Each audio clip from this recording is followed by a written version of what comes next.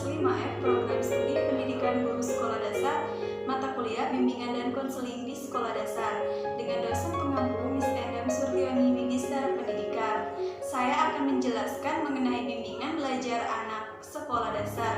Adapun submateri yaitu yang pertama, jenis-jenis masalah pada anak sekolah dasar. Yang kedua, mengidentifikasi peserta didik yang mengalami masalah belajar di sekolah dasar. Yang ketiga, faktor-faktor penyebab terjadinya masalah belajar di sekolah dasar. Dan yang keempat, upaya membantu peserta didik mengatasi masalah belajar. Mari teman-teman simak penjelasan saya di video berikut ini.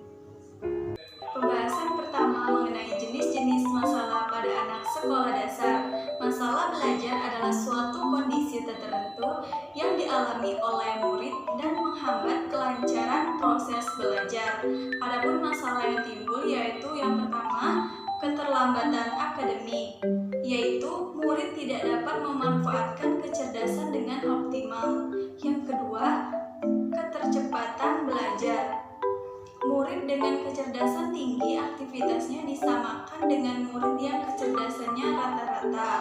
Yang ketiga, sangat lambat dalam belajar. Murid yang memiliki bakat akademik kurang memadai untuk mendapatkan pengajaran pendidikan yang khusus. Yang keempat, kurang motivasi dalam belajar. Kurangnya semangat dalam belajar dan terlihat malas. Yang kelima, bersikap dan kebiasaan buruk dalam belajar seperti menunda tugas, tidak suka pada gurunya, dan malu bertanya ketika berdiskusi. Yang keenam, sering tidak sekolah, mungkin dikarenakan sakit atau kegiatan ekstra yang berat. Kedua, mengidentifikasi peserta didik yang mengalami masalah belajar di sekolah dasar. Masalah belajar ini dapat dilakukan dengan cara yang pertama, analisis hasil tes belajar. Melalui hasil tes belajar ini akan diketahui sejauh mana siswa itu telah mencapai tujuan belajar yang telah ditetapkan sebelumnya. Siswa dikatakan telah mencapai suatu tujuan pengajaran apabila telah menguasai sebagian besar materi yang akan diajarkan. Yang kedua, tes kemampuan dasar. Setiap siswa memiliki kemampuan dasar atau kecerdasan tertentu. Tingkat kemampuan ini diukur dengan menggunakan tes kecerdasan baku.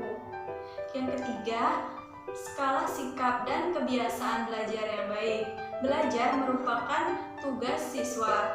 Oleh karena itu, siswa perlu memiliki sikap yang baik terhadap guru dan memahami pelajaran, serta kebiasaan belajar yang baik yaitu dengan mengerjakan tugas tepat waktu sehingga memperoleh hasil yang baik. 4. Observasi saat proses belajar mengajar berlangsung, yaitu dengan laporan proses kegiatan belajar itu terhadap keterlambatan penyelesaian tugas, ketidakhadiran, partisipasi dan aktif siswa dalam tugas kelompok, dan kerjasama dalam penyesuaian kesulitan dalam belajar. Yang ketiga, faktor-faktor penyebab terjadinya masalah belajar di sekolah dasar. Faktor yang mempengaruhi belajar dikelompokkan di dalam dua kategori, yaitu yang pertama, faktor internal, yaitu faktor yang berasal dari dalam diri siswa itu.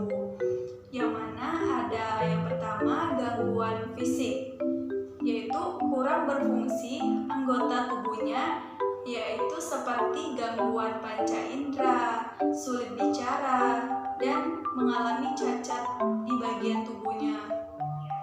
Yang kedua, ketidakseimbangan mental atau disebut dengan gangguan mental. Yang ketiga, kelemahan emosi seperti merasa tidak aman, tidak bisa beradaptasi, dan rasa takut.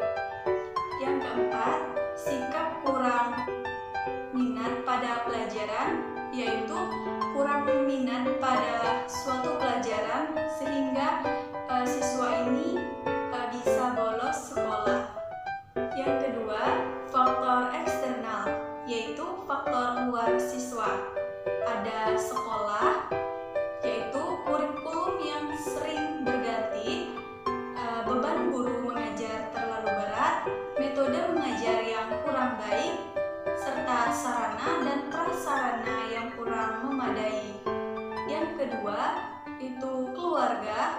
keluarga yang tidak utuh, tidak harmonis, orang tua yang kurang perhatian pada pendidikan anaknya, serta kondisi ekonomi dalam keluarga.